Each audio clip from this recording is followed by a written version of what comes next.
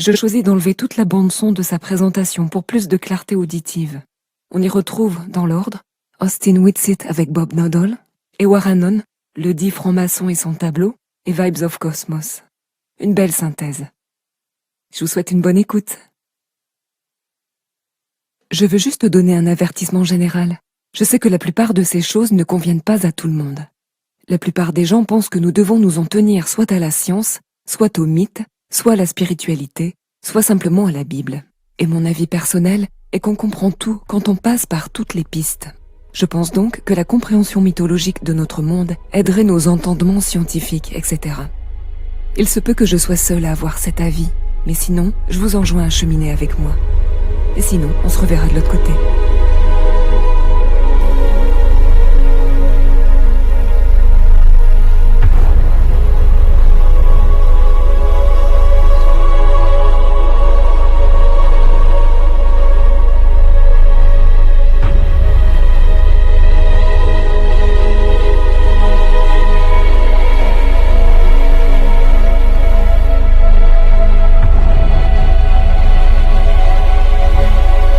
J'adore cette partie.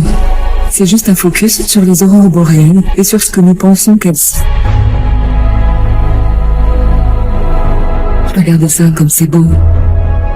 C'est comme si c'était l'éther en action.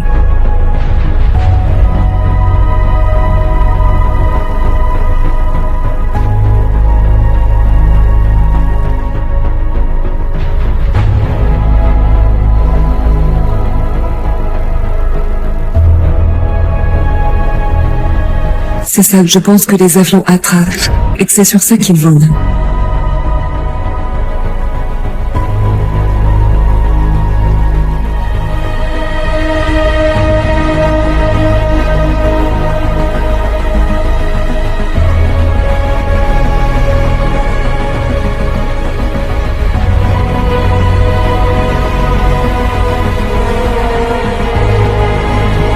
Regardez ça. Donc ça, ce sont des timelapses accélérés. Il semblerait qu'elles soient toujours fixes, majestueuses. Elles sont toujours comme ça. Ça pulse.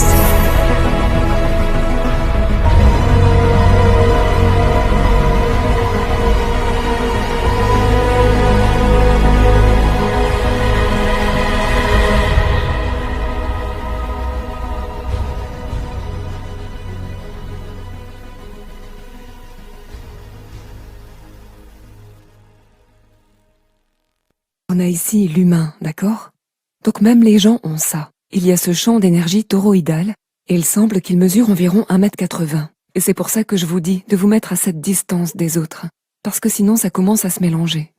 Quoi qu'il en soit, juste pour élucider ce point, c'est partout dans la nature. Et ceci est une sorte de petite représentation grossière de ce que certains appelleraient un atome.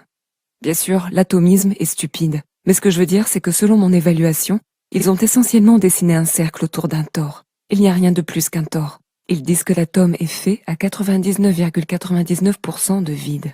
C'est une belle histoire. Et on dit que, entre guillemets, les pôles nord et sud sont positifs et négatifs, car tout, du macro au micro, est la même manifestation de l'énergie, telle que je le comprends. Ok, la plupart des gens ont vu cela. Il s'agit d'une ferrocelle, d'un aimant. Et en gros, pour essayer d'expliquer cela, c'est un peu contre-intuitif à beaucoup de gens. Plus un aimant est fort, plus le champ magnétique est petit. Beaucoup de gens penseraient que c'est le contraire. Et ils pensent que si on a un aimant très puissant, on aurait cet énorme champ magnétique. Mais ce n'est en réalité pas le cas. La principale source d'énergie, comme la grande majorité de l'énergie, est en fait la diélectricité, ou dans cette image à droite, le noir. C'est là où se trouve la puissance. La concentration de la puissance est dans ce noir. Et donc plus vous avez de puissance, plus le champ magnétique est petit. Ce qui est plutôt contre-intuitif. Et le plan d'inertie dialectique, là, la zone noire, est le plus communément appelé contre-espace, ok? Cela signifie que vous avez des lignes de force toroïdales, centripètes et centrifuges, qui sortent et se manifestent dans le tore. Vous avez la force centripète qui est un peu comme la tornade qui descend au centre de celui-ci, et la force centrifuge qui va à l'extérieur. Elles se rejoignent à un moment donné. Mais ce point n'est pas évident dans notre domaine. Elles entrent donc dans une sorte de contre-domaine ou de contre-espace pour établir ce lien là où elles se conjuguent. En d'autres termes, leurs puissances entretiennent la relation.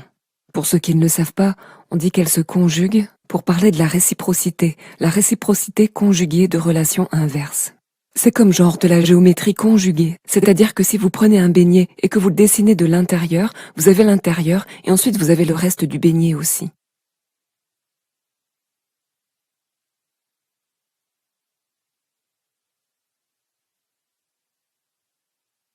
Donc cette image en haut à droite ici, disons que c'est comme si nous regardions la Terre d'en haut, de manière spéculative. Si vous regardez en bas à gauche, vous voyez cette ligne blanche où se trouve le plan d'inertie. Et si vous regardez en haut à droite, encore une fois, ce serait hypothétiquement si vous regardez la Terre. Et c'est peut-être pourquoi vous n'êtes pas autorisé à voler à moins de 800 km de chaque direction. Nous n'avons pas de carte précise, parce que vous n'avez pas un point central précis avec n'importe quel type de spécificité fondamentale. Et cela peut expliquer l'engouement des nazis et tout ça. Je veux donc juste que les gens gardent cela à l'esprit. Si vous regardez en haut à gauche, vous pouvez en quelque sorte voir, en théorie, ce qui engloberait la Terre. Je sais qu'il y a beaucoup de choses que vous devez rassembler, où il y a des caractéristiques de type quadruple et des trucs comme ça. Mais juste pour élucider ce point, je voulais donner à chacun une visualisation. On pourrait faire toute une émission sur ce sujet. Ok, mais d'après moi, la diélectricité est l'éther au repos. Le magnétisme est l'éther en mouvement. Je pense que c'est pour moi le moyen le plus simple d'essayer d'expliquer aux gens. La diélectricité et le magnétisme ne sont pas deux choses différentes. Ce sont deux versions différentes de la même chose, ce qui signifie que le fond éthérique agit comme un fond énergétique tel un médium. C'est comme la glace et l'eau, ce ne sont pas des choses différentes.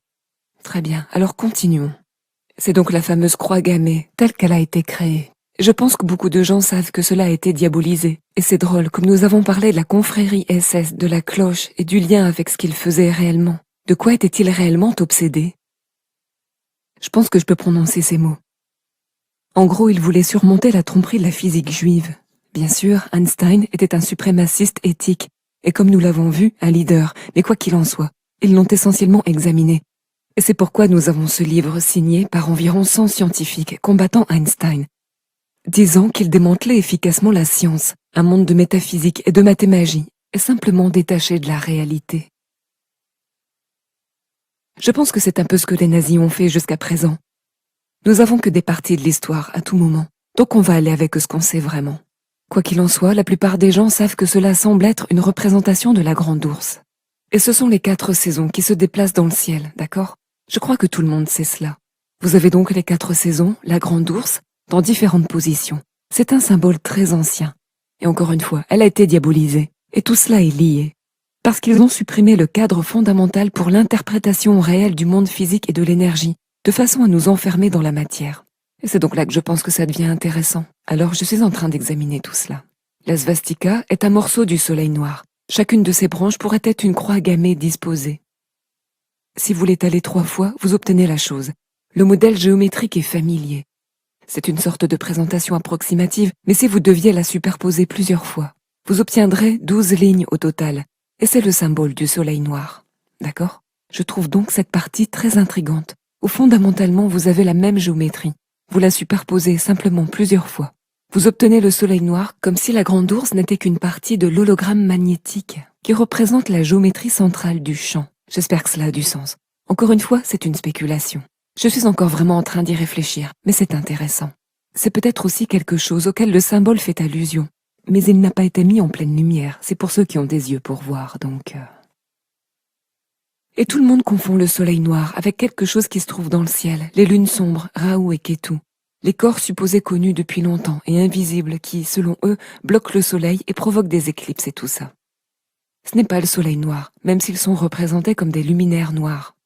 C'est pourquoi je pense qu'il y a une confusion, et je ne pense pas que ce soit à cela qu'on fait référence. Je pense que c'est un sous-produit du fait que le soleil noir est simplement la partie centrale du champ énergétique, et puis ce sera la source centrale de toute énergie qui aboutit à une holographie magnétique ou à une projection qui travaillerait de manière tangente à un certain type de conteneur, le firmament. Et une polarisation électromagnétique vous donnerait ce que nous observons comme des lumières dans le ciel. Et s'il y a un corps sombre là-haut, il semble que ce soit aussi, comme tout, un produit de la projection centrale.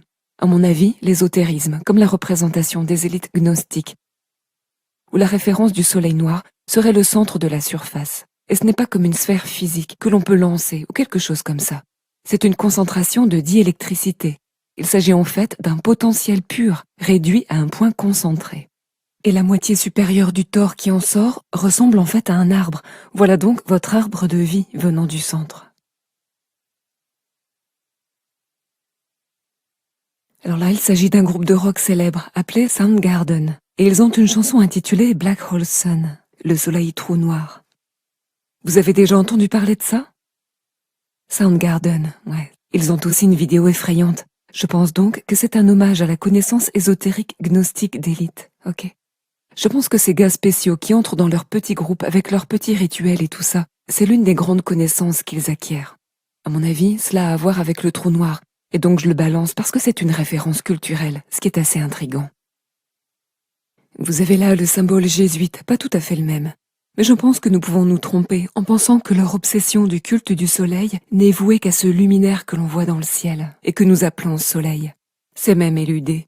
Je pense que c'est une sorte de dualité. Il y en a qui disent qu'il n'y a pas de dualité dans la nature, mais une dualité de symbolisme. Quoi qu'il en soit, ce n'est que le symbole des jésuites, à prendre ou à laisser. Voici donc là où je veux en venir. Vous avez cette partie centrale, on la définit comme l'ouverture. Et ce serait comme la zone du trou noir de cette image de Ferrocelle que nous avons montrée. Et puis vous avez Polaris, puis les zones d'intersection du ciel, ce qui vous donnerait l'holographie magnétique ou la projection de ce que nous appelons le Soleil et la Lune. Je ne veux pas avoir à continuer à le dire, ce ne sont que des spéculations. C'est donc à cela que je pense qu'on peut faire allusion. Maintenant, vous avez déjà vu ce type de géométrie avec le symbole franc-maçon. Vous avez toujours entendu parler de l'œil qui voit tout étant référencé. Je n'ai pas eu le temps de mettre beaucoup de choses ici, mais ce qui est très intéressant, c'est que si vous prenez l'imagerie optique électrique, des sources radiantes, des météores, tous les météores proviennent des 6 mêmes endroits dans le ciel. Ce qui démystifie l'héliocentrisme là, d'accord? C'est récurrent, elles proviennent toutes des mêmes sources radiantes dans le ciel. Eh bien, c'est très intriguant quand on pense à la décharge électrique et au fait qu'il s'agit d'un système électrique. Mais quand vous regardez l'image, ça forme une pyramide. Les sources radiantes réelles, puis l'image issue de l'imagerie électro-optique de l'énergie, forment cette structure pyramidale centrale au centre de la Terre qui monte puis rejoint Polaris. Et donc, spéculativement, c'est à cela que l'on fait référence lorsque vous voyez constamment la pyramide. Il y a cette concentration d'énergie pyramidale qui descend, et puis vous avez l'œil qui voit tout, qui est Polaris, ce qui en est absolument représentatif. Le fait que tous les météores proviennent de 6 endroits du ciel me frappe vraiment. C'est vraiment fou. Elles proviennent toutes des mêmes 6 points du ciel, ce qui invalide complètement l'héliocentrisme. Si vous descendez cette pyramide à la surface, alors bien sûr, vous pourriez la continuer jusqu'à l'endroit où vous voyez ce soleil noir ici. Pour le moment, je ne connais pas nécessairement exactement la représentation, car ce serait juste une sorte de trou noir dans cette zone d'ouverture. Et si vous descendez, y a-t-il une autre source? Probablement, ok? Et en gros, ce serait l'inverse de Polaris. Et bien sûr, c'est ma représentation du monde. Mais je pense qu'il est possible que le créateur, ou peut-être voulez-vous le décrire comme la force créatrice de toute chose, se trouve juste autour de Polaris, et que tout y soit central. Et bien sûr, comme ils ont une religion d'inversion, ils ont déifié le soleil noir. Bref, ce n'est que ma spéculation. Je pense que cette représentation le met assez bien en visualisation. Et si vous regardez simplement les symboles prémaçonniques, ils commenceront à avoir beaucoup plus de sens. Voyons ce que j'ai ensuite. Ouais, voici juste un tas de représentations différentes du type de visualisation que j'essaye de vous montrer. Et c'est simple. Il y a une tornade en gros qui traverse le centre de la surface de la Terre. On a tout un tas de choses là. C'est très intéressant. Et nous allons directement plonger dans Ewaranon, parce que je pense que c'est le fondement de ce que je pense et de ce que nous devons conclure par la suite. Cependant, je pense qu'Ewaranon a fait du bon travail en mettant cela en place du point de vue scientifique, donc... J'ai fortement modifié cela parce que c'était énorme et long, et j'ai dû le tronquer complètement. J'en ai donc supprimé beaucoup, mais je pense que j'en ai gardé l'essentiel. C'est dans l'appropriation et la diabolisation du symbole de la croix gammée que nous trouvons des éclairages très intéressants. L'existence d'une grande quantité de littérature historique et de symbolisme suggérant l'ouverture d'un vortex au centre de notre monde est trop répandue pour être une coïncidence. Nous avons déjà examiné une grande partie de cela auparavant, mais curieusement, Dans les années précédentes et pendant la diabolisation complète et l'éradication de l'association de la croix gammée avec le vortex, nous trouvons des informations supplémentaires étonnantes concernant ce vortex central. Outre l'appropriation de la croix gammée comme emblème, les nazis étaient également obsédés par un symbole très similaire, celui du soleil noir. Avant la montée du régime nazi, il existait en Allemagne une société secrète occulte appelée Soul Society, parfois prononcée Thule, qui comptait des sous-factions en son sein. L'une de ces sous-sociétés, nous dit-on, était la Société du Soleil Noir. Influencée par les Rosicruciens et d'autres groupes hermétiques, la Société Thule a mis un accent particulier sur la supériorité d'une prétendue race aryenne dotée de pouvoirs mystiques innés. La Société Thule tire son nom d'un pays mythique du Nord. Dans la légende grecque, Thule était censée être la terre située le plus au nord. D'autres l'ont appelée Hyperborée. La société Thule croyait, nous dit-on, qu'une race plus ancienne, les Aryens, avait colonisé notre terre et qu'ils étaient situés au centre de notre terre creuse. L'amiral Byrd, l'explorateur militaire de l'Antarctique, a également fait référence à une terre creuse avec une entrée au pôle Nord. La société Thor croyait également que le soleil noir était une grosse boule de prima materia qui existait au centre de la Terre et émettait un rayonnement sous forme d'énergie réelle. Cette énergie porte plusieurs noms. Certains l'ont appelée Chi, lumière astrale, force odique ou orgone. Et là on a une intervention de Shane qui dit « Oui, je ne pense pas que j'adhère à quoi que ce soit de tout cela, mais j'aime le terme de lumière astrale. Je pense que cela correspond bien. Je ne sais pas pour l'orgone. » En 1933, le principal architecte de l'événement connu sous le nom d'Holocauste, Heinrich Himmler, a acquis le château de Wawelsburg, une merveilleuse pièce d'infrastructure et de technologie du vieux monde. Il aurait remodelé le château et, ce faisant, aurait imprimé le symbole du soleil noir sur le sol de marbre, dans la pièce qui allait devenir la salle du général. Notez le look tartarien. Une grande partie de ce qui fait surface concernant les sociétés secrètes allemandes avant et pendant le régime nazi est une désinformation délibérée, soigneusement contrôlée, dans le seul but de distraire et de diaboliser. La désinformation concernant ces sociétés a servi à alimenter davantage le programme OVNI et extraterrestre. Les contrôleurs de notre royaume ont dû s'approprier la croix gammée et éradiquer son association symbolique avec le vortex central électromagnétique et physique de la Terre. Si cette idée semble absurde et tirée par les cheveux, rappelez-vous simplement que la majorité de la population mondiale a déjà accepté qu'il existe une sorte de sphère sombre en dessous d'elle, agissant comme une source d'énergie électromagnétique de notre monde. L'héliocentrisme a convaincu de nombreuses personnes que, à l'intérieur de leur petite boule bleue, il existe un noyau sphérique de fer solide à une température de plus de 5000 degrés, leur propre soleil noir. Il est intéressant de noter qu'ils ne représentent jamais ce noyau de fer avec les associations habituelles de couleur noire ou gris foncé du métal dans leurs illustrations. Bien qu'il nous soit dit qu'il s'agit d'une sphère cristalline de fer solide. Ce qui est important maintenant, cependant, c'est que non seulement nous avons un autre exemple du concept d'un noyau noir au centre de notre royaume et une autre référence à un vortex central et à une ouverture, mais nous avons également une référence à l'énergie ou à ce que la société Thule appelait vril rayonnant à partir de cette ouverture. Et si tel est réellement le cas, nous disposons alors d'un modèle théorique dans lequel la formation du Soleil et de la Lune prend tout son sens. C'est comme la base de ce que nous devons modéliser. Les choses n'auront peut-être pas de sens au début, mais d'ici la fin, elles en auront. Commençons par le royaume et le firmament, puis une ouverture centrale. Et maintenant, incorporons notre monde connu tel que décrit sur la Lune par Sturgis. Et enfin, ajoutons la source ou la bobine électromagnétique en dessous. Qu'il s'agisse d'une roche magnétique ou d'une bobine électromagnétique, la source du champ magnétique de notre monde est située au centre et en dessous. Et toute source d'électromagnétisme intense produirait un fort rayonnement. Personne ne peut l'affirmer définitivement. Mais il est fort probable que le plasma concentré que nous appelons Lune soit le résultat d'une forme unique de rayonnement similaire au rayon X qui émane de cette source via une ouverture ou un vortex. Des rayons X ou des faisceaux de rayonnement très puissants émaneraient selon les lois de la physique de ce vortex central en ligne droite divergente comme les rayons X et seraient également invisibles. Les faisceaux divergents continueraient jusqu'à entrer en contact avec le firmament lui-même. Les faisceaux de rayons X diffèrent des faisceaux lumineux et n'ont pas tendance à se réfléchir. Les rayons X sont comme une forme de lumière surpuissante, et comme leurs longueurs d'onde sont plus courtes que celles de la lumière ordinaire, cela signifie que leur fréquence est beaucoup plus élevée. Pour cette raison, les rayons X peuvent traverser des objets, ce que la lumière ordinaire ne peut pas faire. Et cela signifie que les rayons X ne se réfléchissent pas facilement. Il n'existe pas beaucoup de matériaux qui réfléchissent, diffusent, réfractent ou redirigent les rayons X. Et même si je ne dis pas strictement que les rayons X en sont la cause, toute forme de faisceau de rayonnement puissant se comporterait de la même manière. Il existe des matériaux capables de réfléchir les rayons de haute énergie, et c'est un homme nommé Lawrence Bragg en 1913 qui a découvert cela. Les structures cristallines réfléchissent les rayons X. C'est vrai, les structures cristallines, un firmament cristallin. La réflexion de Bragg est utilisée, par exemple, pour focaliser la lumière monochromatique. Et il existe un appareil appelé monochromètre, qui utilise des miroirs en cristal incurvés pour réfléchir les rayons X afin de focaliser la lumière monochromatique. Les monochromètres standards utilisent un prisme pour décomposer la lumière. Il s'agit d'une image très familière et Wikipédia l'affiche à la vue de tous. Il est désormais associé à un album de musique tristement célèbre. Quel est le titre de cet album? Il nous signifie que nous sommes sur la bonne voie.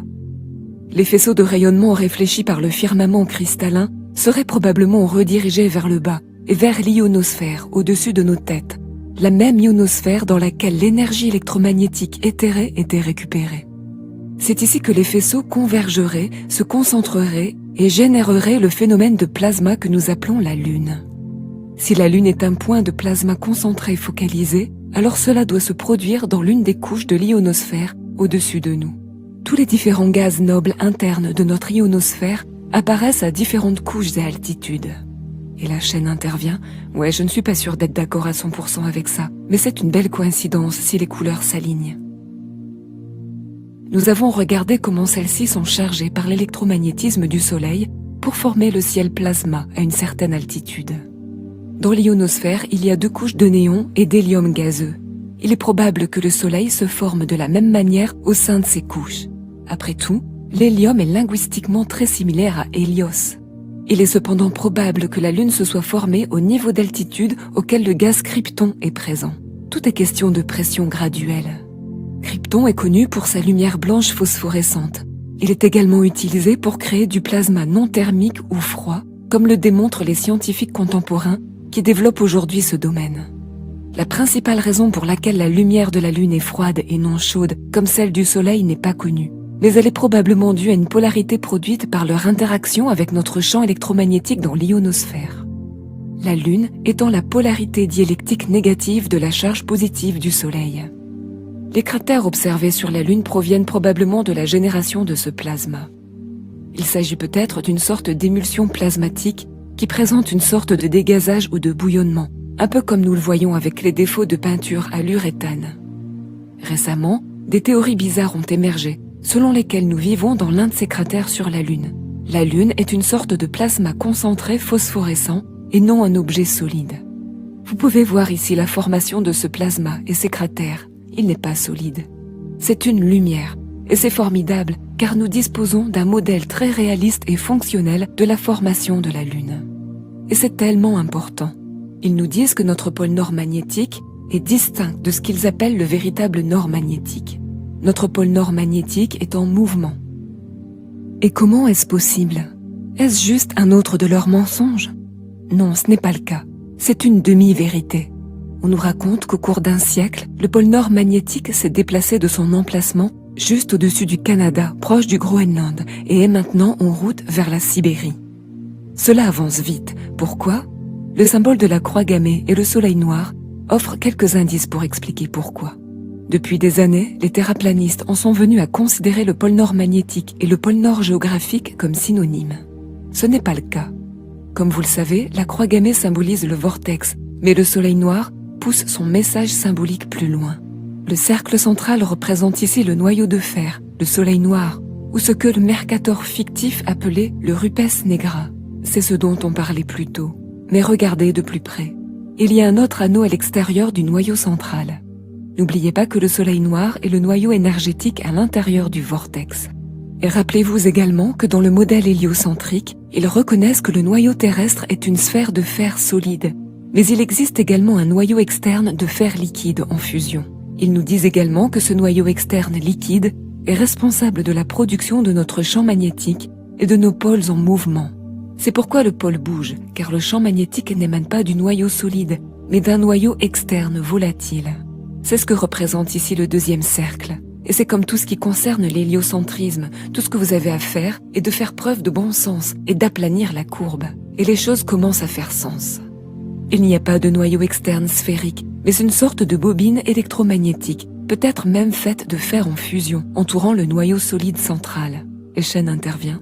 Ça, ce sont des spéculations incorrectes des Waranon. Au cœur, nous avons une ouverture de vortex, mais la véritable source d'énergie volatile se trouve en dessous. Le noyau central s'apparente à un cadran d'horloge centrale. Il est solide et reste fixe, et tout le reste bouge autour. Mais c'est aussi la clé de voûte de tout ce mouvement. Tout ce qui entoure notre monde bouge. Les étoiles au-dessus se déplacent, le soleil, la lune et le noyau électromagnétique externe sous nous. Et pendant tout ce temps, le terrain lui-même et le noyau solide central restent stationnaires. Et non seulement ce noyau externe se déplace et entraîne avec lui notre pôle nord magnétique, mais il est très probable qu'il se déplace conformément à la précession de l'équinoxe, au rythme des étoiles au-dessus lorsqu'elles quittent leur position fixe. C'est intéressant, non? Cette partie est super intéressante. Mais oui, il prétend qu'il nous faudrait des milliers et des milliers d'années pour vérifier tout cela, d'accord? Il nous faudrait environ 24 000 ans pour faire un de ces cercles. Ce qui signifie qu'il se déplace probablement de 30 degrés de la circonférence du royaume tous les 2160 ans. Le pôle nord magnétique se déplace lentement. Et c'est aussi naturel que le voyage concentrique du soleil et de la lune au-dessus de nous. Et c'est pourquoi le symbole du soleil noir est une roue à 12 rayons. Chaque rayon représente une constellation fixe du zodiaque. Chaque section est un âge individuel.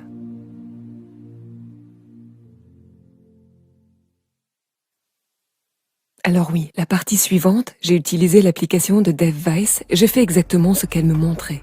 J'ai mis les étoiles, j'ai activé le soleil et la lune et j'ai superposé ce symbole exactement. Et vous verrez que cela correspond parfaitement au zodiaque. Et en fait, ces signes à croix gammée, pointant vers une direction, doivent imiter la direction des étoiles. Ils ne vacillent jamais. Et j'ai trouvé ça super intéressant.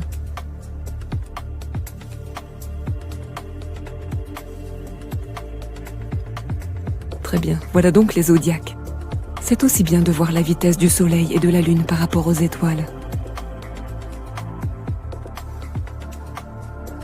Vous voyez, cela va toujours dans cette direction et vous voyez que ça les coupe en parties égales. Peu importe comment vous la placez, elle s'aligne parfaitement et elle garde le mouvement et les 12 signes zodiacaux. Et il n'y a jamais de parallaxe. C'est beau les amis.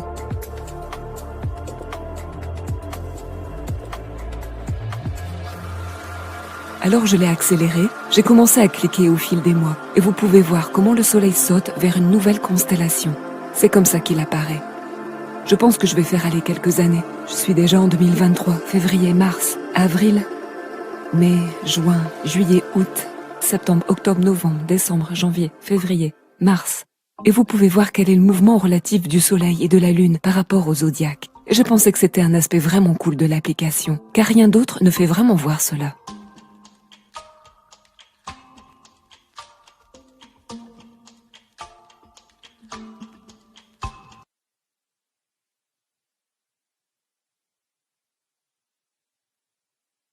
Et puis ça, c'est la fameuse vidéo.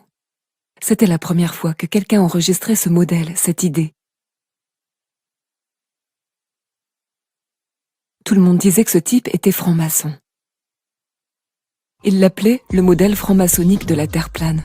Ok. Et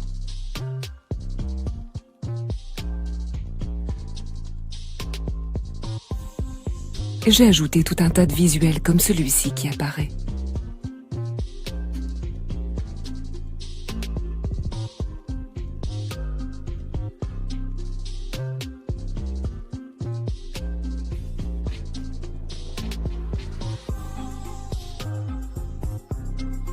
Vous voyez?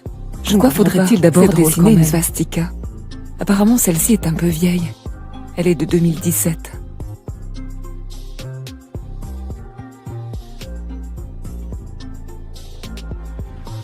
Alors, voici une jolie superposition que j'ai trouvée pour montrer la géométrie. En quoi c'est une expression géométrique conjuguée? Si vous regardiez cela par le haut, vous auriez le champ toroïdal complet et la chose hyperbolique. Elles formeraient ensemble ce cercle, d'accord? Et tous les mouvements dont Austin parle toujours, la divergence centrifuge, la convergence centripète, tout se passe là. C'est un merveilleux visuel pour vous montrer exactement ce que sont ces concepts, d'accord? Et comment ils affectent le toroïdal et ce qu'ils décrivent réellement dans les champs toroïdaux, le vortex et la torsion sur les terres.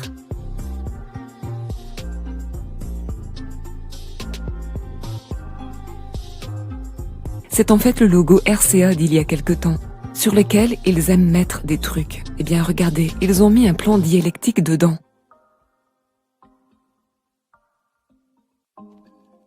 C'est toujours en pleine face.